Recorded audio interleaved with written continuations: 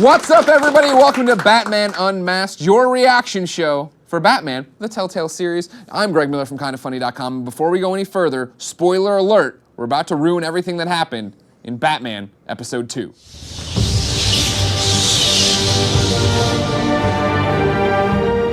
This is James, the writer of the episode. How are you, James? I'm very well, thank you. Thank How are you doing? I'm really screwed up after this planned episode. We're going to talk about what you did to me. Over here, John, the director of the episode. How are you? Good. You excited? I'm very You excited. looking forward to the show? You live wire? I'll let you be the judge. All right, that's what to hear. And this is Travis. Travis is Harvey Dent. Yeah.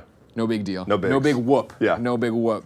I'm glad you're all here and gathered. I want to start at the very end of episode 2 and talk about this choice.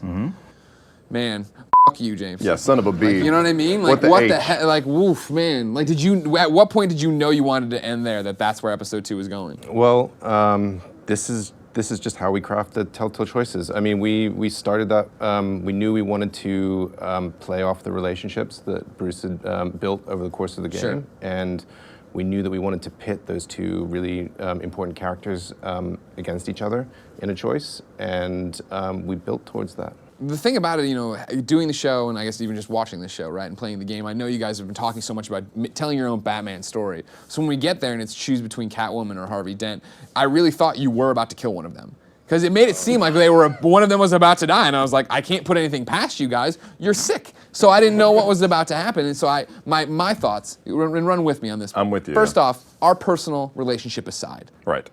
I like the Harvey Dent guy. Yeah. And so when I see them laid out there, I look at Catwoman, I'm like, she put on the mask. She knew the risks coming in. This is the life she chose. Plus, she can defend herself. And I look over at Harvey, and I'm like, he's an innocent in all this. He's a babe in the woods. He's just trying to turn this thing around in this Yeah. city. So I, of course, choose to save you. Again, though, not based on our personal relationship. Ethics in Batman Unmasked. And so you know what I mean? I go over there, save you, Catwoman limps off. What did you do? Are you in a weird situation? I did the same thing. I even knew what was happening, and even though Harvey Dent is built sort of like a retired NFL linebacker, looks like he'd be able to handle himself. Yeah. Catwoman's decked out. She's got the whip. She's armed. She's Sure. ready to go. I chose Harvey because he's not armed. He's on the floor. You even hear that girlish scream, Of course. come out of his giant body. Ah! Based on your real scream. That's what Yeah. swayed me, honestly, in the end. And I saved Harvey, even knowing that it might delay Two-Face's face. See, and that's the big thing, you know. You guys in these Telltale games, you got your branching paths, all these different things, these Yeah. choices. When I was like, oh, they're gonna kill one of them, maybe Selina can survive. Selina survives. I'm like, great, because I mean, being a normal human being, when you see a 150-pound light about to hit somebody's head, I'm like, well, he's gonna die. Yeah. And then I got on the internet, and people were like, oh, he's not Two-Face. I'm like, mother effer, he would have been Two-Face. Right to YouTube to watch it and do all that stuff. Is that then something fun to tackle as a writer? Oh, it's really fun. Yeah, it's obviously what we do this for, the opportunity to allow players to shape their own narrative. But it's interesting that you guys said that you both picked Harvey, because I think we thought that a lot of people would have gone for Catwoman. Yeah. Simply because you have that really fun, potentially romantic scene in the middle of the game with her. So Sure. we're into this character, and just before the end, just before the debate, Harvey, by contrast, pretty much does what we call the breakup scene. He dumps you. Yeah, and Shallow. yeah. So we're like, oh gosh, that whole he's scene- gonna totally. Well, no one's gonna like this guy. Oh my God, you're hogwash. You're both Yeah, so yeah, wrong. thank you. But wait, Not at all. but we did work to kind of bring it back by having him speak the truth under the influence of the drug in that finale. But see, for me, that was not even part of my argument or my thought process. I was so in the scene of leave the debate that when he's like, but I got to tell you something, like, it doesn't matter, what, go. And I'm driving the car, and he's like, I'm going to be mean to you. I'm like, I don't care, fine, just get out of the debate. What are you doing? Okay. Shelby over here in the audience was telling me beforehand that's not what happened for her. That she was playing it, and she was like, she was personally hurt that Harvey was saying these things to her, but she still backed him in the end. Because we all have to believe in Harvey Dent. That's right. Yeah, exactly. Change for Gotham. New face for Gotham. Is that what you picked too? Yeah, it is. Yeah, of course. It is. Yeah. And I supported him. And I was hurt at the end of the game, just personally, because it seemed like, when I played it, it said 73% of people have chosen to save Catwoman. I was like, come on! Getting closer to 50-50. I feel like a personal affront was given by that number. And see, that was the I think what was on the line for me in the situation, right? Is the fact that, yeah, when we're behind the car after the bar fight, which, by the way, magnificent. We'll talk about that in a second. Yeah. When I'm behind the car, I went for the kiss. And it's just because there is that spark there between them, and we all know. She even admits she's playing Harvey, that this isn't a real thing or whatever, so I know what's going on. And again, Batman, Catwoman, they're real personas there, not Bruce and Selina. I was like, okay, that's what I'm gonna go for. So then when it was, I was like, I'm probably gonna screw up this relationship, but I think in episode 3, if given the chance, I can make her understand. You know what I mean? Like, I'll woo her in the next one. yeah, well, it's just I'll like win her she's over. gonna get it. She knew what was going on. It was just a gunshot. I mean, yeah, exactly. What's what a are you gunshot crying between? about? You Yeah. limped away. Left Well, a no blood trail. spoilers, but you may get a chance. Oh, well, I know, because that was the thing I noticed too with the, next time on Batman. Like when I went on there or whatever, I'm was available. good, I'm man. coming for your jobs. Look I out. feel it. I Don't felt the worry. gravitas. I'm Harvey Dent. I should be the mayor. See, I can do that too. But that was the thing, yeah. But I think what was fascinating for me as a fan of both Batman and Telltale is that episode 2 was when you guys really got to make it your own. Episode 1 was great. You were setting up what's happening. You're setting up who this Harvey Dent is. But episode 2 was where the changes start happening and you start to make your own canon.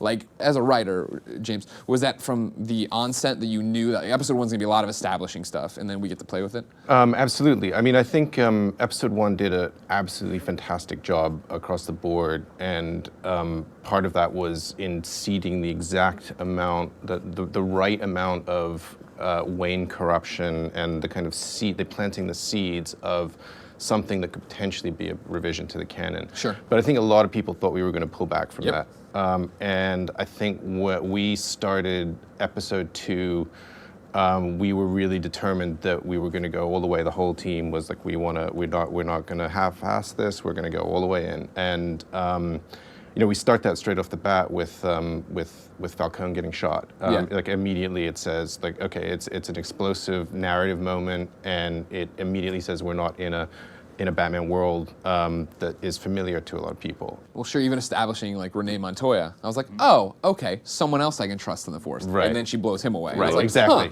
Not where I thought that was gonna Yeah. go. Didn't expect it to go that way, right? Absolutely. But then, yeah, I mean, to his point, when you guys end episode 1, I am like, all right, we're ending on the cliffhanger to come back and have Alfred explain that no, Thomas and Martha weren't bad people, and then no, you guys commit, and like Thomas is a horrible person. This whole family is really screwed up. Yeah. Holy crap! If nothing else, episode 2 had to double down on that idea and leave no room for the possibility that they weren't corrupt, Sure. basically. So that was the heavy lifting 2 had to do. John, was there concern, like when you guys are sitting down to make Batman, about playing something that's been canon for so long? Oh, sure. I mean, I directed the episode, but I was, one of the people in the room who was like, oh, we can't do that, Thomas Wayne. We can't. Are you kidding me? This guy dresses up as a bat and goes out and punches people. One of the few human things we have to sort of ground him is his parents. You take that off the table, these guys are corrupt. He doesn't have that, his rock, Right. basically. And then suddenly you open the door to, well, now players can kind of decide, well, why am I Batman? What makes my Batman my Batman? And that was the interesting thing is playing it, right, Travis, is you can see it all start happening in dialogue options where, yeah, you are searching for that. And I imagine as we continue to go, there's gotta be a line in there of doubt of why am I doing this if the reasons I were doing it just doesn't make any sense. Yeah, I loved that, especially as Bruce, when you're given the option to be Batman or Bruce, that he has the ability to be sort of that darker Thomas Wayne in some of his interactions. Because in the beginning, I wanted to be very as Bruce, right? You want to do the thing where you're the upstanding citizen, kind of upholding the Wayne name. And I felt the need, whether it was Falcone in episode 1 or going in to talk to Mayor Hill in episode 2, where you're like, I want to play him kind of like the dumb billionaire, kind of that you've seen previously, and then you can come in as a Dark Knight later. But having the ability to be a little more pointed, a little more jagged, to be a little bit more enforcer and show that edge as Bruce, I really found myself gravitating towards that. So I think having Thomas and Martha being these giant kingpins really made it fun to go like, you know what, I'm going to be dark on both sides of the ball and really push that Bruce edge. I thought that was fun, because I've seen the nicer Bruce, but I really enjoyed getting to be kind of the snarkier Bruce as well. Well, that's what you guys are so great at, is putting us in uncomfortable situations. Where, yeah, in episode 1, I'm gonna be the aloof Bruce, and I don't care if everybody thinks I'm an idiot. I'm setting him up. And Falcone walks in, I'm like, I'm not gonna shake his hand. And he starts, chalk my stick. I'm like, get the hell out of here. You know what I mean? And then again, yeah, the same thing. I did the exact same thing where it's like, do you want to go after the mayor as Batman or Bruce? And in my game, Alfred's like, the city's starting to like Batman. Like, if Batman goes in there, that's gonna be a huge thing. I'm like, no, going in as Bruce. And then I got there. That was the worst part too, was that I chalked the stick, right? Like I was super like, coward. I was a puppet. Oh, I sold out. I did. I was like, Weak will. I'm not going to make him suspect me at all. And then they made me pay for it at the end of the episode. Like, oh, he was being nice with Falcone. I'm like, no more diplomacy. No, yeah, that's the I'm thing. gonna be a hard ass from here on out. I actually care about the public perception. Yeah. right. So when it was like Batman's gonna be, I'm like, no, we'll go in as Bruce. And again, I'm gonna be like, I'll tell him whatever I need to say. And he's like, well, you gotta dump Dent and support me. I'm like, you go to hell. I refuse to do that. I'll bury you. I'm like, what the hell's going on? I go in there thinking I'm gonna be one guy, and you guys always make it the other way. Right. I assume that makes you incredibly happy, James. That It makes it makes me very happy. Yeah. That was, I think, what I liked about episode 2 is talking to people who've played it. We all had options to go a different way. Granted, you and I did the same thing. We did. My girl Shelby and I did the same thing in the end. Shelby. You know what I mean? Whatever. But like the fact that, yeah, you could swoop in as Batman and do that. You could have this drastically different choice choosing the players. I like that we're finally starting to explore that, and I'm excited for what that means for episode 3 and everything else that far ahead. Can I also say that I love that if you choose to try and butter up Falcone, or if you try to choose to butter up Hill, right? You say, I'm going to stop supporting Dent. I'm going to give you these things. Oh, we can be friends. Cool. You're like, cool. I've now set him up so that maybe he'll release a little bit more to expose it down the line. And as soon as that happens, nope, gone. Yep. They're both removed from the story that quickly. There's a little Game of Thrones in you guys, I'm just saying.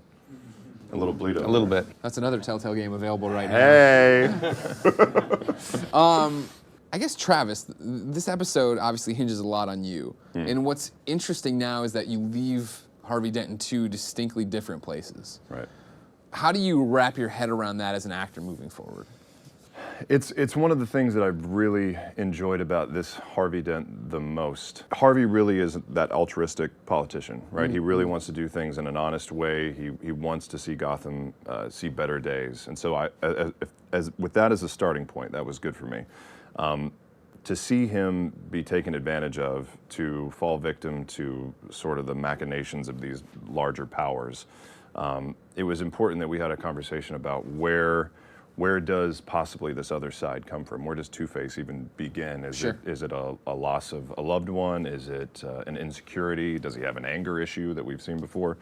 So in this way, you see that his best efforts are not enough, and that his inability to cope with these situations as that politician needs something extra, and he sort of manifests that in this other personality. And it was just a trip to see in the script sort of either a fast, steep slide into sort of that darker persona, or one that's more gradual. Yeah. And that just barely shows that it might get there, or maybe it won't. To see that on the page as an actor, you find yourself kind of giggling in the booth a little bit, because you want to go to that dark place, right?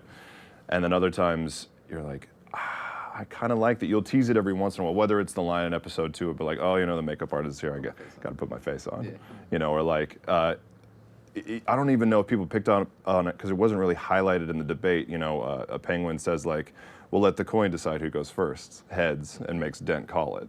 And so those sort of things that are just little peaks are always like my little fanboy going like, yeah. Those are important for us too. Yeah. We see the forums and we see the people who pick that stuff up. And Yeah. Yeah, they got that. Well, that's the thing. Because it was intentional. yeah. I feel like you guys and I'm a Telltale fan, obviously. With this Batman one, it's one of the ones that is encouraging me to replay the most. Whether it be the fact that there isn't the rewind to jump back and just play with choices, which sucks hurts. when in the minute you want to just know what the other one would have been. hurts my right? body. But you make those choices, and like for Walking Dead, it was always I'm making those choices and living with them. I always felt right because Clem is my Clem, Lee was my Lee. Whereas Batman is Batman, and so like I feel like there are two very different Batmans in the game if you want there to be, right? There is the one that I'm trying to be, which is very much like gray suit, blue cowl, like what's up, chum? Like I'm not gonna break your arm, don't worry. And then there's the other one, I'm gonna hit you in the face with this frickin' stick and then break your arm and ask all these questions.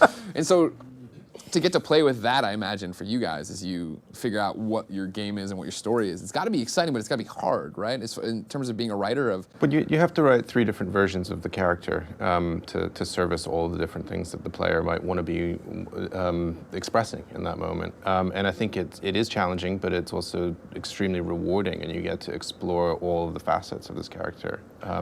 So yeah. That's cool. So it really is like thinking of 3 different lines of a Well, it's character. not- yeah. Because sometimes I'm like, they wrote 40 different versions of this character, but it's like if those are the 3 ways that it branches off. I mean, it's it's not always completely consistent throughout. Yeah. That we stick to 3 rails, but we generally try and express. Wow, it feels like there's so many more. Just accept the job, all right? Yeah, You know, I it know. comes Well, with the territory. we're always curious as well because the flavors that come through on each of those lines.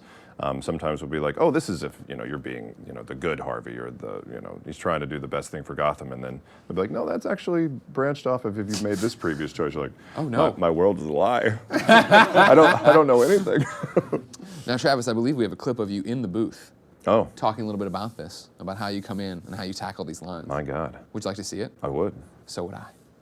Harvey Dent, starting middle linebacker for the Gotham Knights. He is such a monster. He's got the biggest shoulders and Greek chin I've ever seen. Obviously based off of me in real life, Adonis. Like this. Recording for a Telltale game is like nothing else out there. Are you a fan? You're a fan? It took a good couple of hours of the first session just to say like, okay.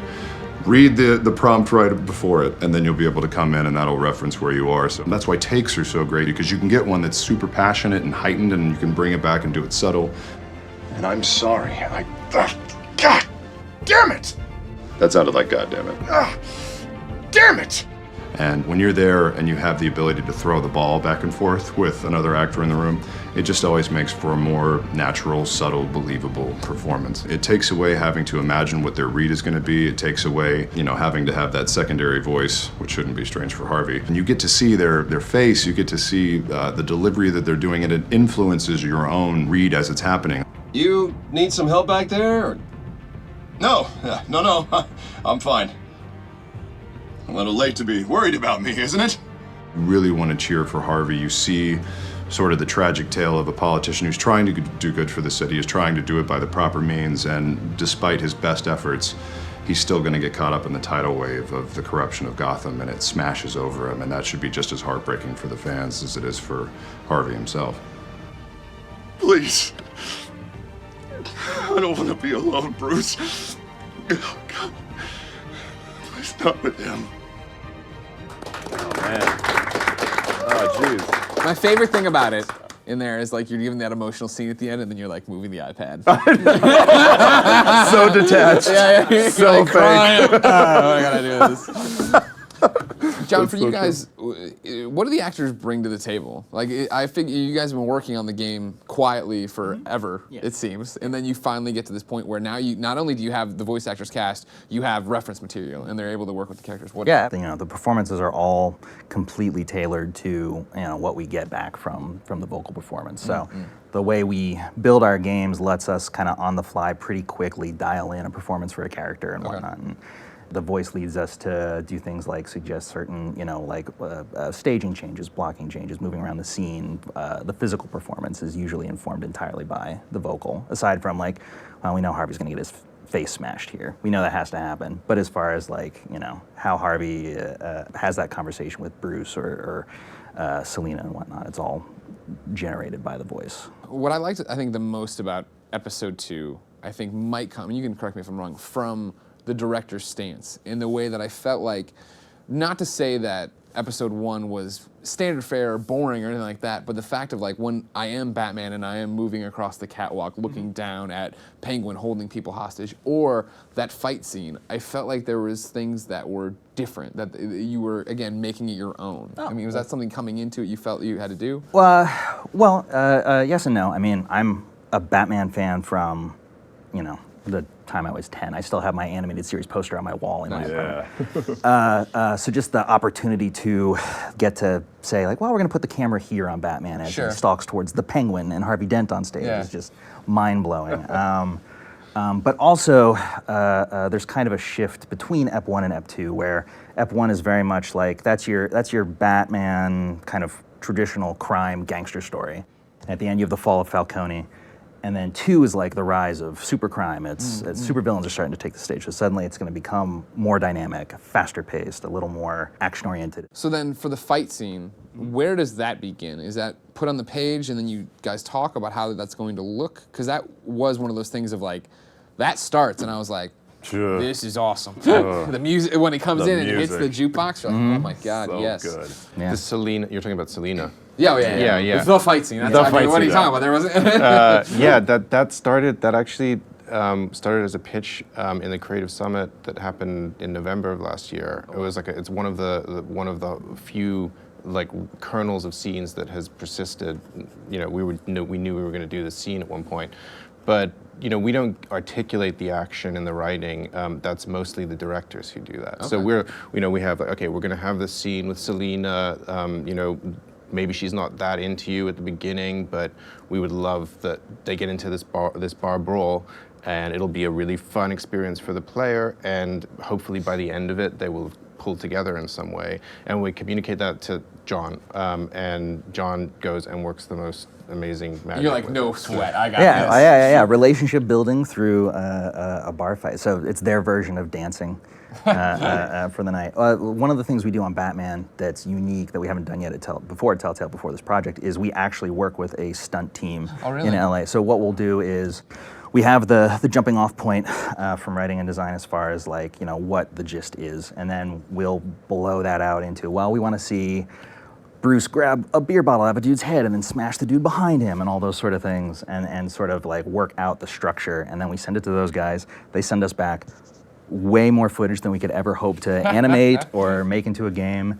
And we take the best stuff, and then that's how we wound up with that bar fight. Amazing. Right. That is the coolest use of a stunt team ever. Yeah. All right, so guys, we've talked a little bit about it, but let's get into the weeds on it. So the kiss, Bruce kissing Selena, or trying to, as I did, as you did. I did. As probably, I think it was like 90% of you in the stats did. Yeah. When you're writing it, how do you sit down and think about this as a love triangle, right? Because there is a moment in my conversation with Selena where she's like, Harvey's not a real thing, but he is to Bruce, so how do you make that all play? Well, I mean, we obviously try and leverage the relationships that the player cares about against one another in our game. That's one of the things that that make Telltale content really compelling, and when we get it right, we hit the sweet spot. So we were working on that love triangle. We always knew that, you know, even though Selena's motivations might not exactly be clear, and whether she's actually into Harvey or like she's using him or what have you, we still knew that that would be something that would affect our friend if he ever found out, and that might weigh on the player when he was making those choices. So that was how we approached it. With all the action that happened in episode 2, I kind of not forgot about it, but I was no longer worried about the consequences until I sit there and think about it. And especially how I left it, right? I chose to save Harvey, I pissed off Catwoman, now she has every reason in the world to go blow up my spot to Harvey Dent, right? Be like, oh, and Bruce tried to kiss me this one time. Are you worried about this as well? No. No? Okay, good. Your face is melted, so what does it matter? I know, that's true. Everything's ruined.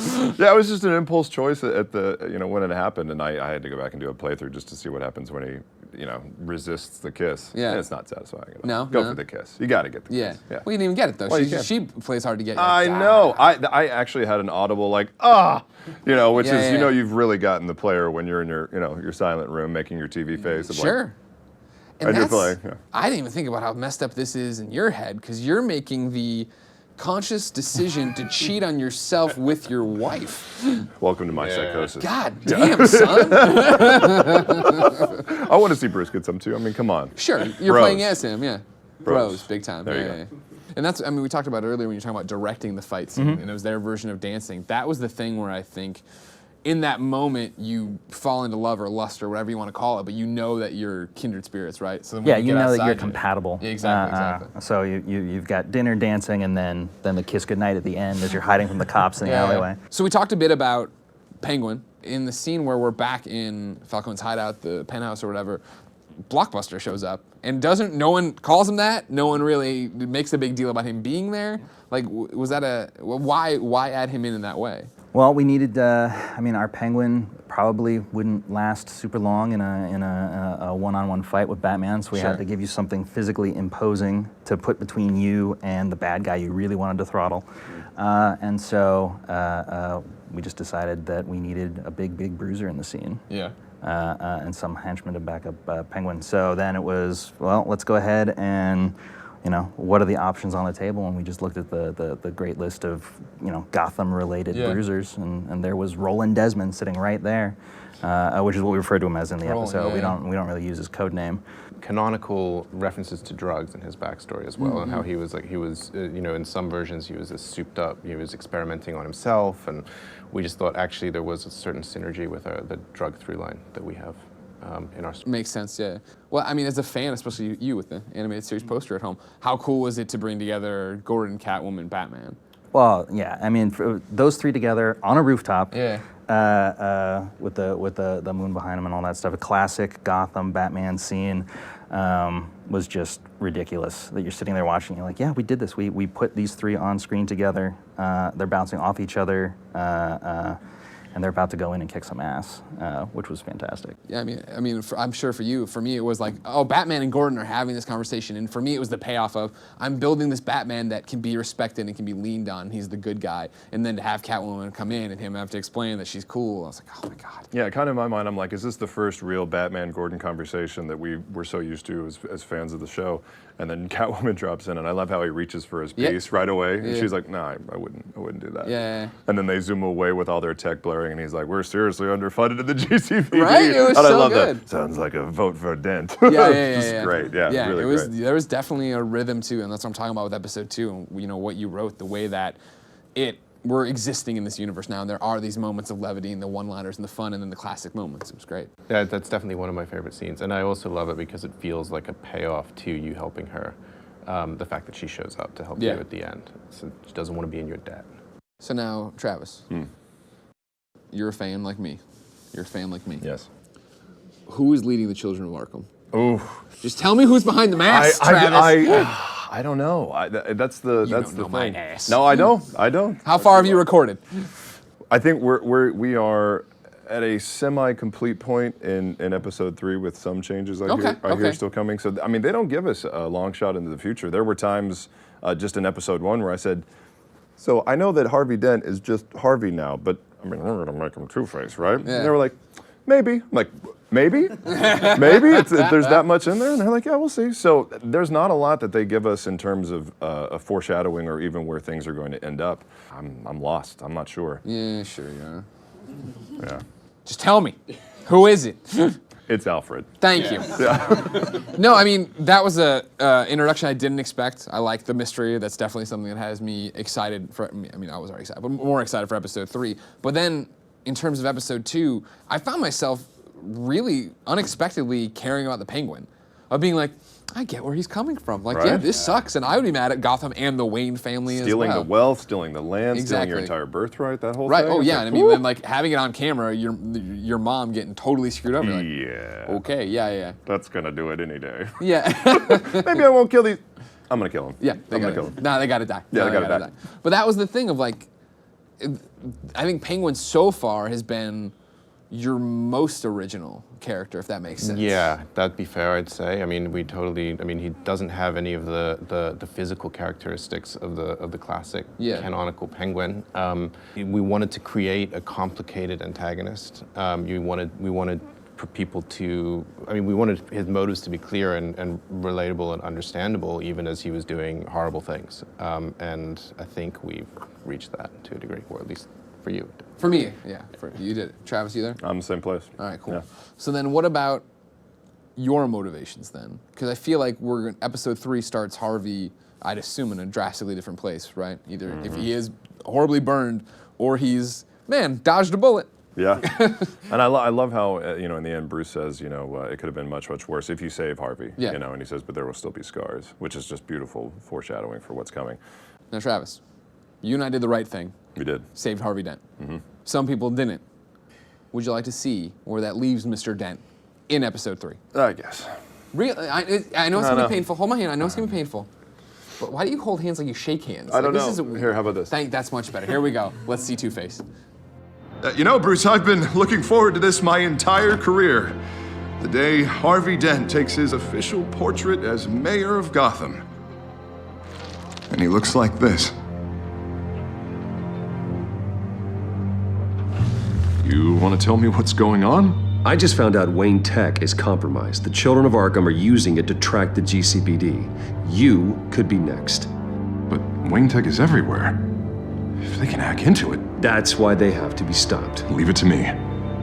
Thank you, Bruce.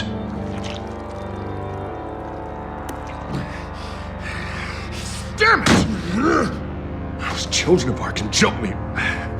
I heard Batman showed up to help. Yeah, too late. Harvey Dent does everything by the book, to the letter of the law. But that isn't working. Sure it is. He's turning things around. Barely. Slowly. I'd like to see you do better. Watch me. You're acting strange, Harvey. This whole city's acting strange.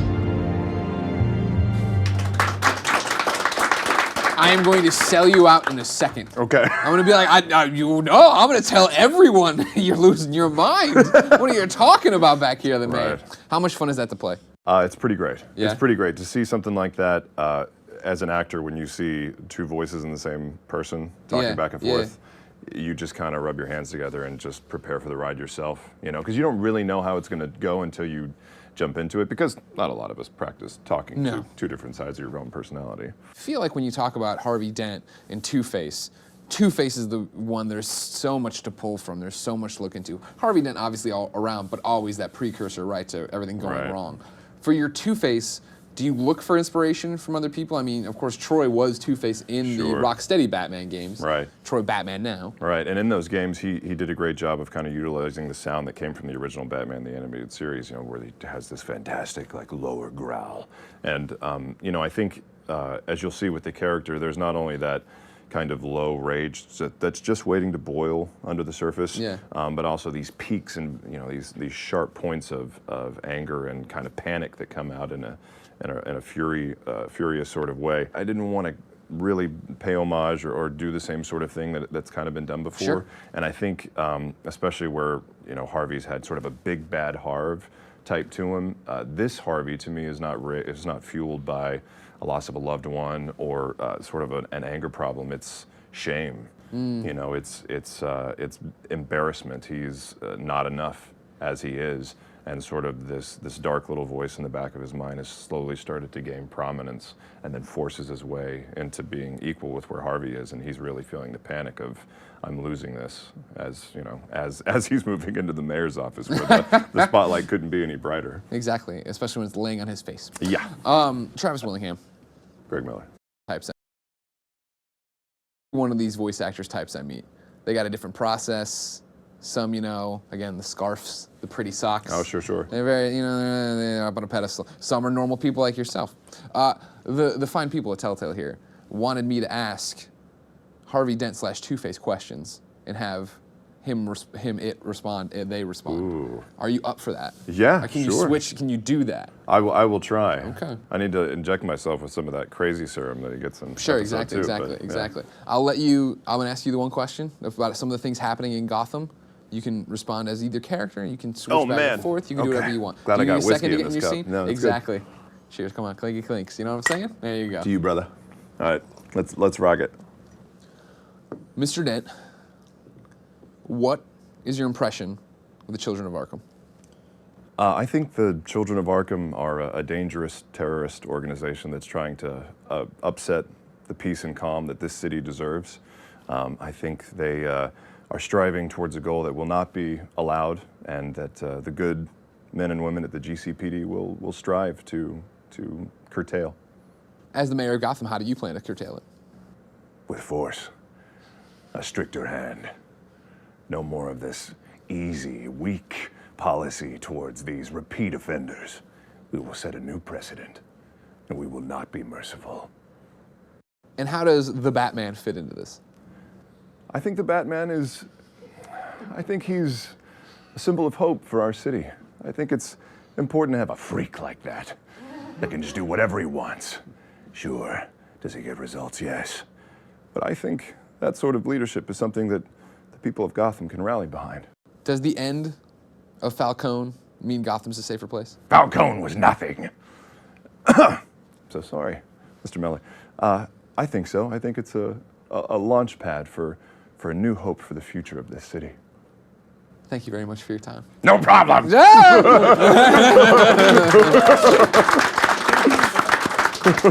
Scene you right into it. Oh yeah. Troy Baker would have walked off. I need to get in scene. Right. How do I be Batman? I did light some incense under here, and I'm holding my meditation. Yeah, I was gonna beads say under keep here. that up higher. Yeah, there you go. I'm holding this down low. Like, what are you doing? What are you doing? Well, ladies and gentlemen, that's Batman Unmasked. What did you think of Batman, the Telltale series, episode 2? Let us know, whether it be the forums or it be the YouTube or it be just open up your window right now and just shout out, good or bad. That's all we really want. We'll hear it eventually. And remember, we'll be back next time. But until then, it's been our pleasure to serve you. Yeah.